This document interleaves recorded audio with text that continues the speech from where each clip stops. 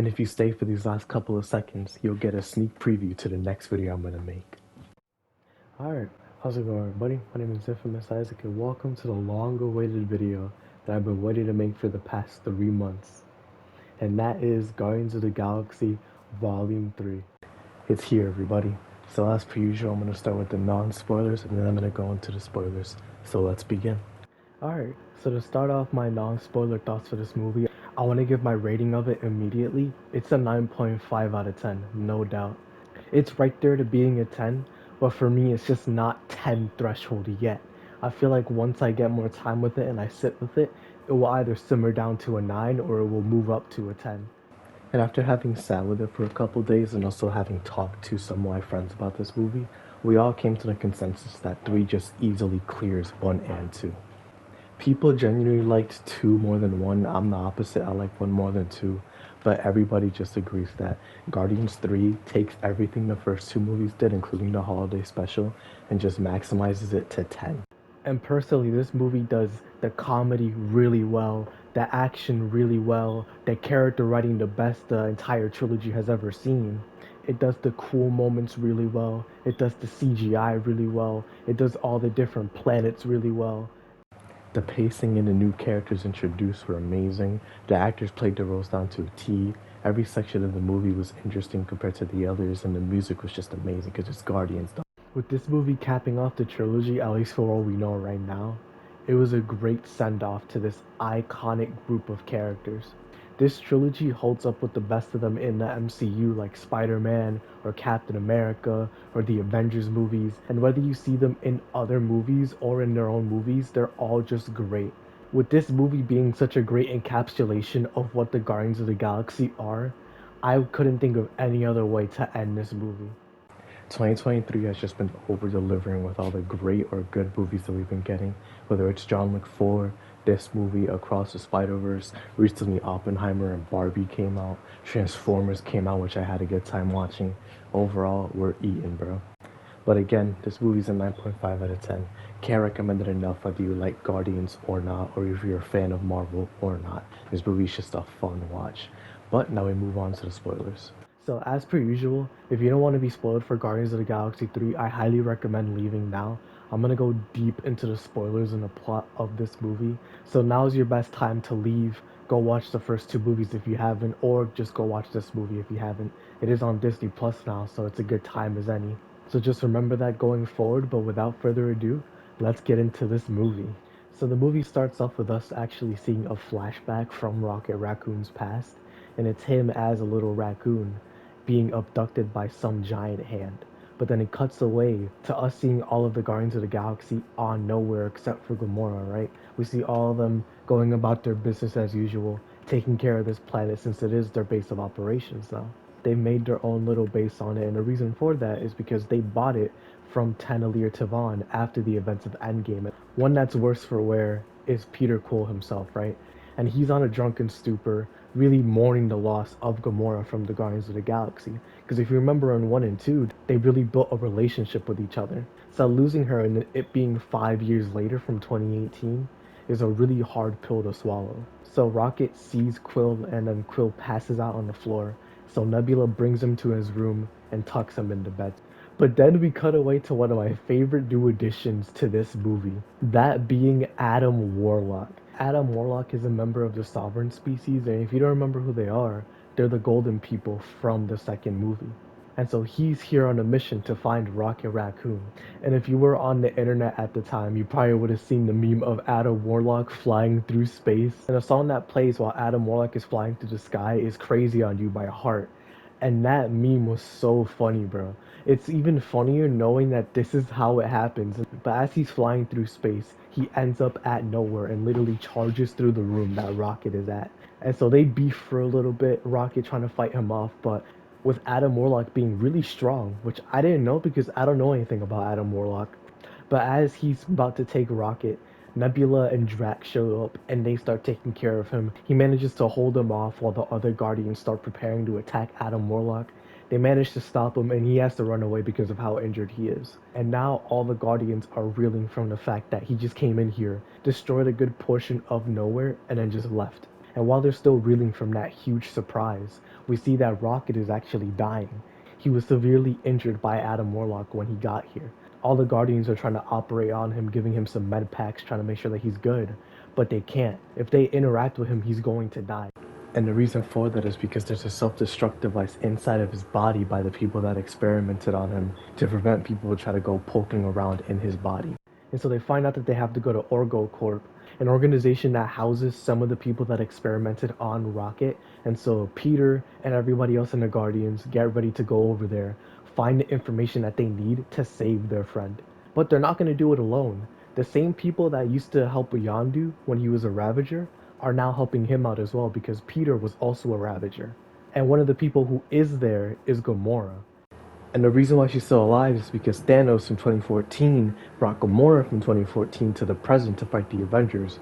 But because Thanos lost and the Avengers stopped using time travel, Gamora just stayed in the present. So while this is Gamora, this is not the same Gamora that we once knew through Guardians 1 and 2. So the Ravagers basically make it so Gamora's going to help out the Guardians of the Galaxy. They're going to infiltrate Orgo Corp.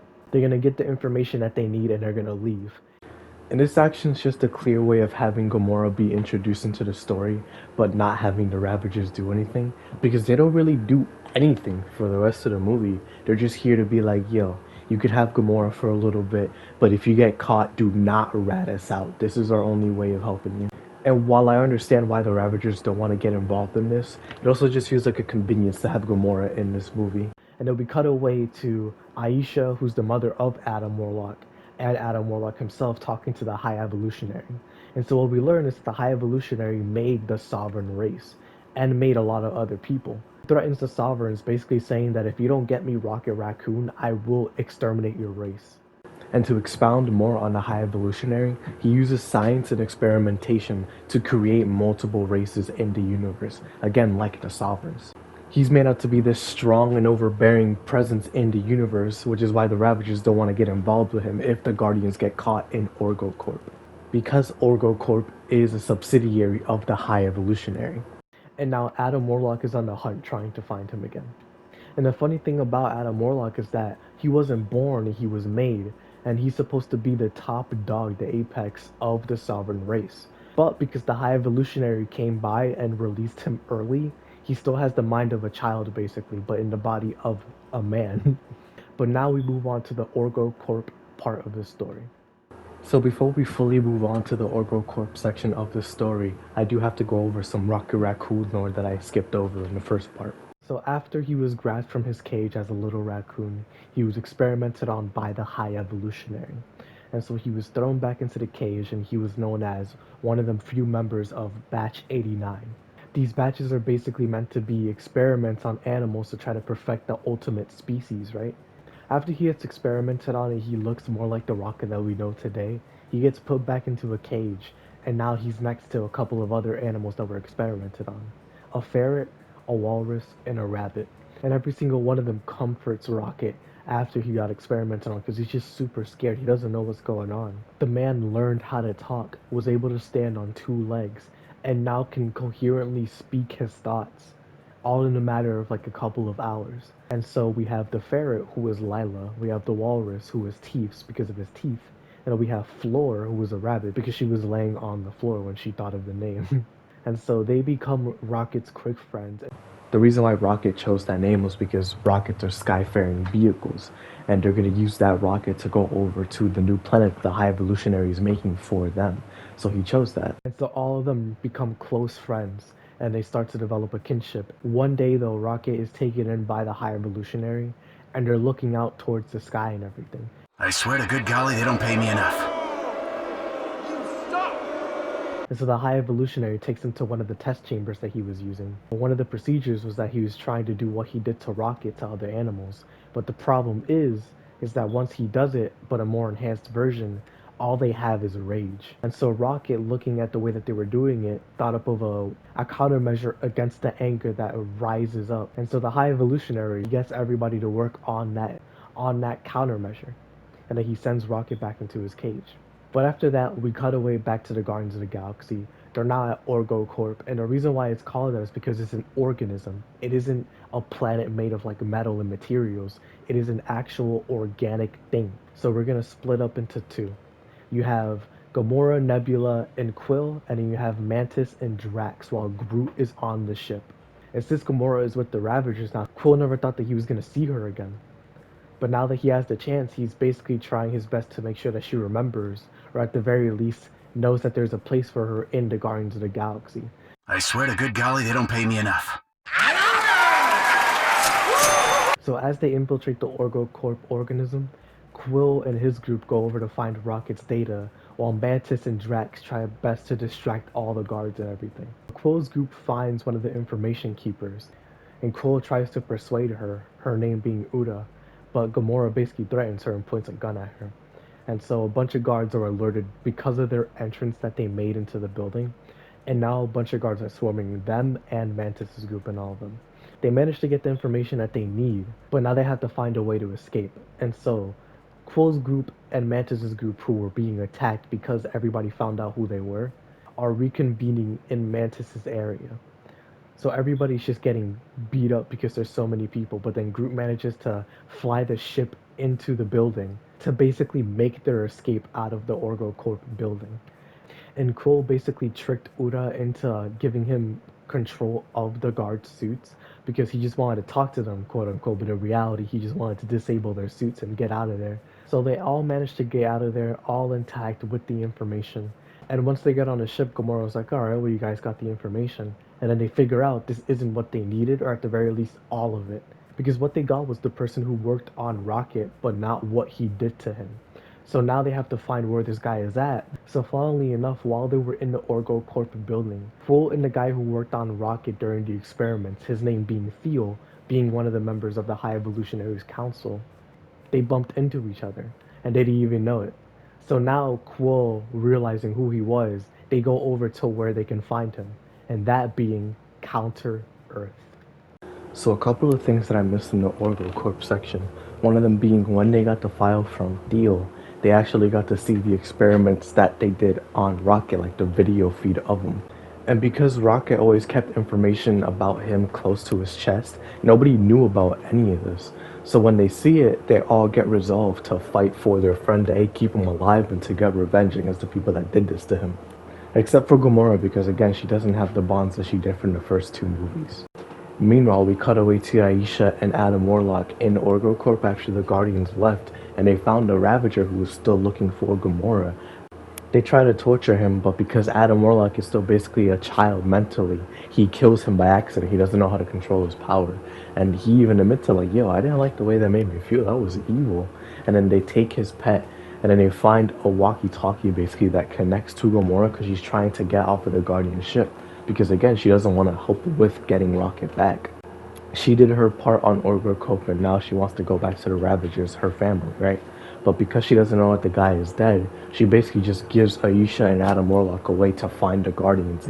So now these two are also on their way to Counter-Earth, having this huge meetup between Adam Warlock and his group, the Guardians, and then the High Evolutionary.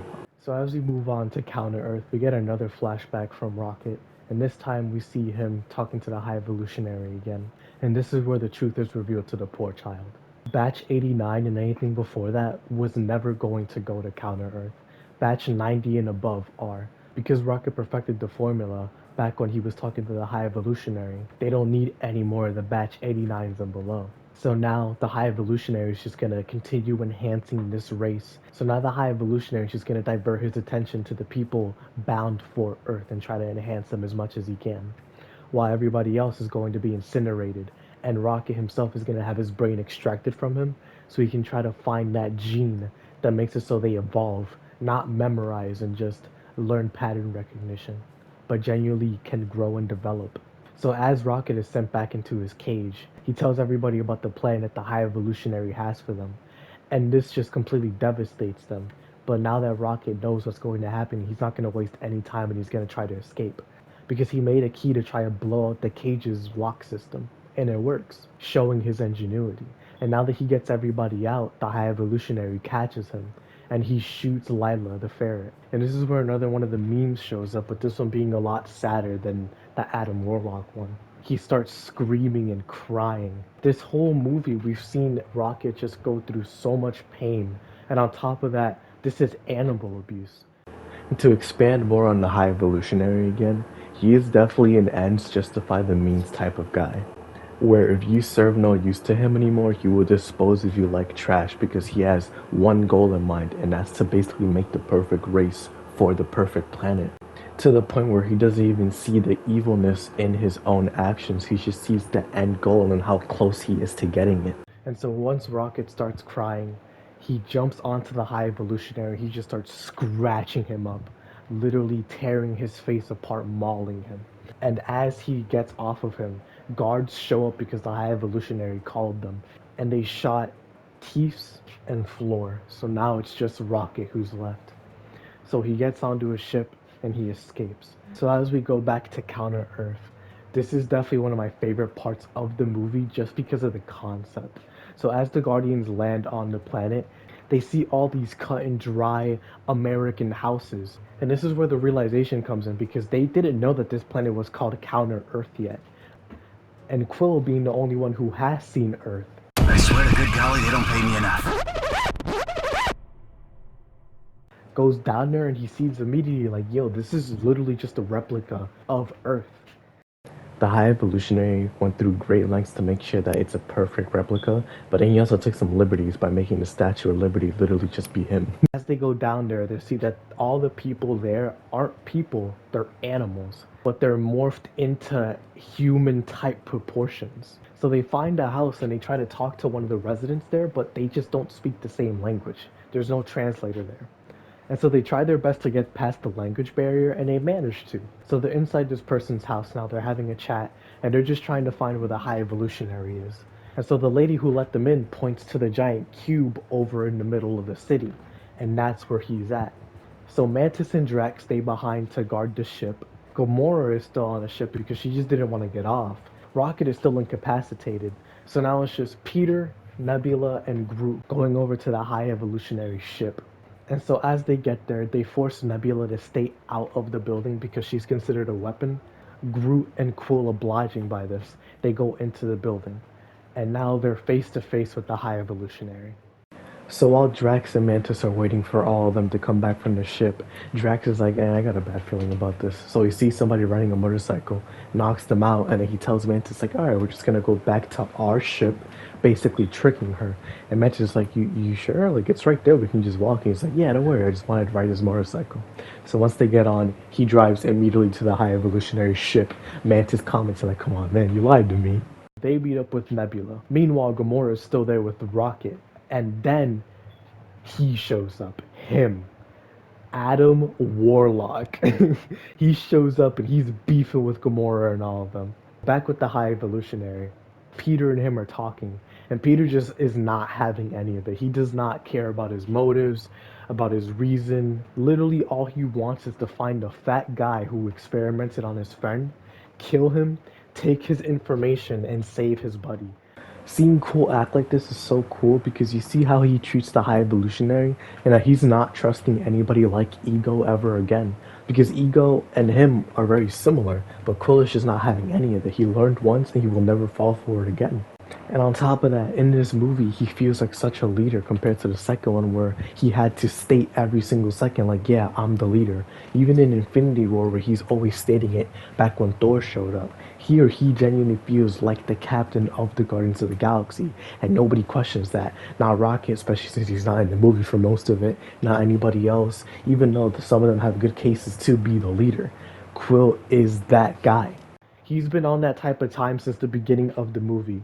But Quill, knowing that this is a trap, the High Evolutionary leaves and just basically has him all surrounded. And Quill is just like, yeah, it's not a trap. If I know it's a trap, it's a face-off. Quill and Groot all get ready, pull out their guns, and just start shooting, bro. It's crazy. Such a fire scene. This is one of those scenes that shows how good the combat, the CGI, and the action in this movie really is. The best in the entire trilogy, bro. And so noticing that things are just going awry, the High Evolutionary elects to just destroy Counter Earth and restart. Because to him, going through the effort of trying to continue this prolonged existence is not worth it. So he'd rather just eradicate a whole race that he created and start from scratch because he has the luxury to. Quill jumps out of the window with Groot, and so Groot basically turns into a pair of wings and grabs onto Quill as Quill jumps out of the window with Theo. So they land in like a little crop field of grass, and so Quill starts drowning him, and he kills him. And then he takes the metal piece of information that he has, and now they have a way of saving Rocket. So meanwhile, back with Gamora.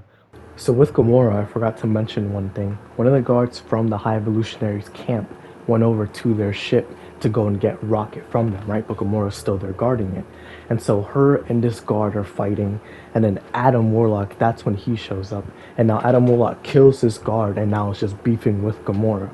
But because this is around the time that the planet starts blowing up, Adam Warlock then realizes that he has to go find his mother. So he leaves the pet that he got from the Ravager back on OrgoCorp, and then he goes over there, but he's too late. His mother, Aisha, is gone because of the explosion.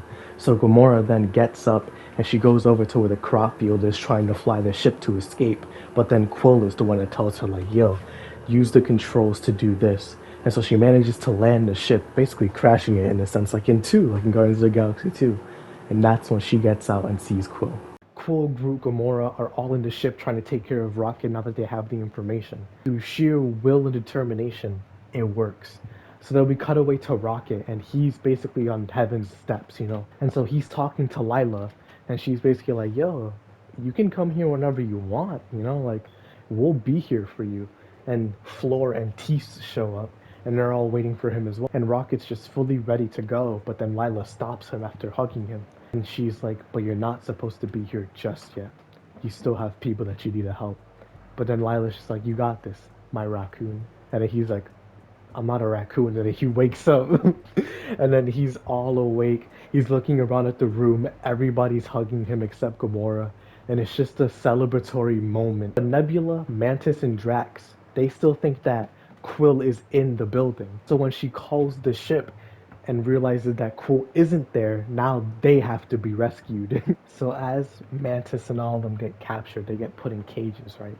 And on the other hand, we have Quill, who's getting ready to go over to the Arady Laboratories, which is the name of the ship, to basically free the rest of his crew. And so while they're all locked up, they see that there's a bunch of children near them, right? And these are also the experiments that the High Evolutionary did. And so Mantis and Nebula actually have a moment while they're trapped, and Nebula's just spazzing on Drax and her because she's just so tired of them being incompetent, right? Like they provide no value, or at least that's what she says. But Mantis mentions how everybody's trying, nobody's like Nebula. Everybody's here of their own accord, and they're the Guardians of the Galaxy, not because they're perfect, but because they're them. While they're talking to the children, Drax is really good with them because he had children himself before they passed away. Get to the front of your cell. Do not stand near the walls of the cell. As they try to escape, they basically get sent down into the pits. This is where 3 obelisks show up, as in like space tentacle creatures, right? And the 3 of them are about to get cooked. But then Mantis calms them down because so now they're basically allies. And one important thing is that after Counter Earth got blown up, Quill made a call to nowhere, and now they're using the ship to go over there and fight the Arady Laboratories. While Quill and the rest of the people on his ship are there, Adam Warlock comes back and they just start fighting again, right?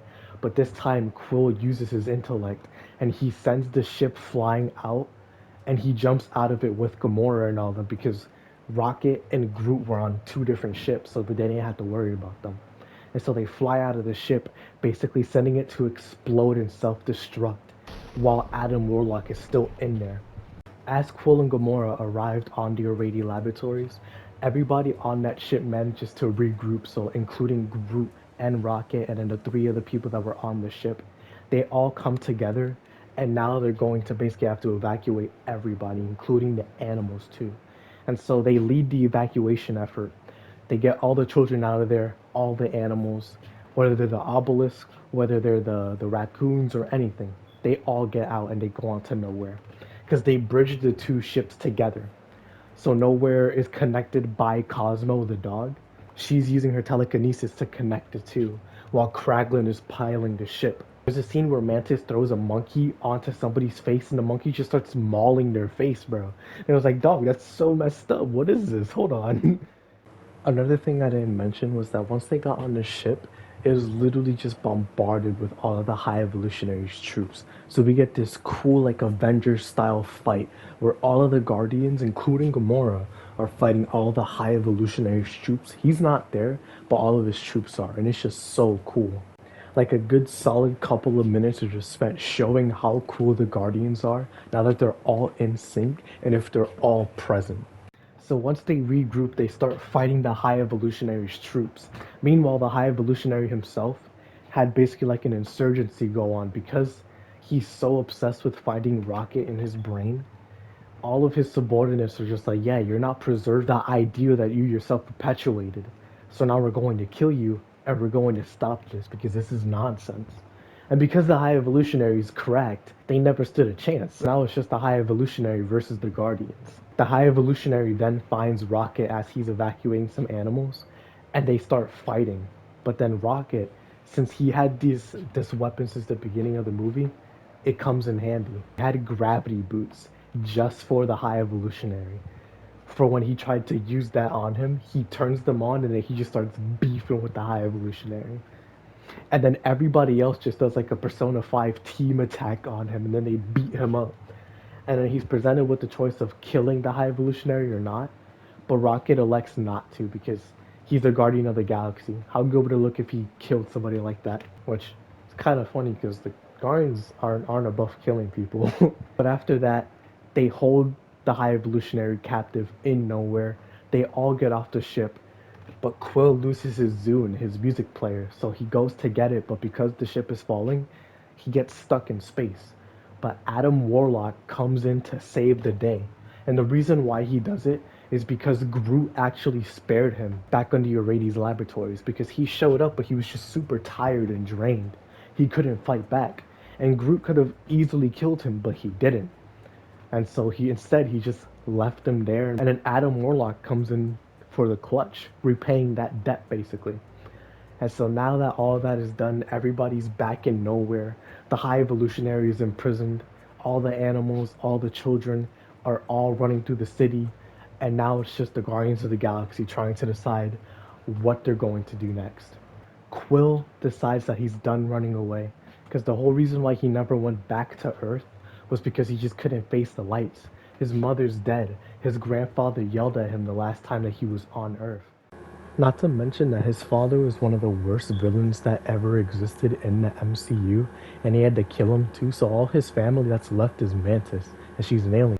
And he didn't want to go back, and he had this new family, the Guardians. But now that everything's done, he feels like he's ready to now. So he goes back to Earth. Mantis herself felt like she never had a life outside of following Ego or going with the Guardians, so she wants to try to find herself. Drax is gonna lead the Star Children because this is basically the second coming of his own children, so he wants to try his best to be a father or a mentor figure for these children. Nebula's gonna be the leader of Nowhere instead of Quill, so she's just gonna take over this colony and just try to build it up and keep it stable. But now Rocket is elected the leader of the Guardians of the Galaxy by Quill himself. So now Rocket leads Groot, Kraglin, Cosmo, Phyla, and Adam Warlock as the new Guardians of the Galaxy. And they'll be cut away to Peter on Earth, where he's going to visit his grandfather, who's still alive. And they'll be cut away to Quill landing on Earth and going to visit his grandfather, who's still alive. And so he meets a lady who's taking care of him. He goes inside, he sees his grandfather, and they hug it out. It's been so long since they've seen each other. They've both grown, they're both different people. And Quill's now just eating cereal in his grandfather's house while his grandfather's reading the story about how Kevin Bacon was kidnapped and all that. But then, as they're chilling, the credits roll. That's where we also get to see how the new Guardians of the Galaxy are doing. Groot's a lot older and everything. And then, after the post-credits scene, we get to see the legendary Star-Lord will return. And that's the end of the movie. So, now that we're at the end of the movie, I can finally get deep into my thoughts. And again, just like I said in the beginning of the video, it's a 9.5 out of 10. This movie is one of the best movies Marvel has ever put out, one of the best movies that has come out this year in 2023, and one of the best superhero movies that I've ever seen. The characters really feel like they're either at the end of their journey or at the new genesis of a new journey. Like the Guardians of the Galaxy chapter for them may be over, or it may just be restarting, like how with Rocket, how he's the leader now, and Groot, how he's a senior member basically, or with Quill, how he's back home, and he may be involved with like Nick Fury and other people like that. Some of my complaints for the other movies felt like other characters were taken more seriously than others, like how Drax was taken less seriously in Groot compared to like Quill in the second movie, which makes sense because it's his movie basically. But with the third one here, even though Rocket is the main focus, every character has their great moment to shine, and they don't feel like none of them are taken seriously or equally. The comedy was the best that it's ever been. Guardians of the Galaxy really found their own groove in how they want to approach the comedy. It's not just Marvel humor, it's their own brand of humor for their movies, and I love that. Especially when you consider the fact that this is the first Marvel movie to ever drop an F-bomb, and it was used on a door that Nebula couldn't open. And usually it'd be like, bro, why'd you use it there? And instead I was just like, yo, this is hilarious, bro. I was more shocked that they said the F word in a Marvel movie, and it's not like I'm not used to it. People say it all the time, but it's the fact that it was a Marvel movie and Guardians of the Galaxy no less, which they would be the ones to say it.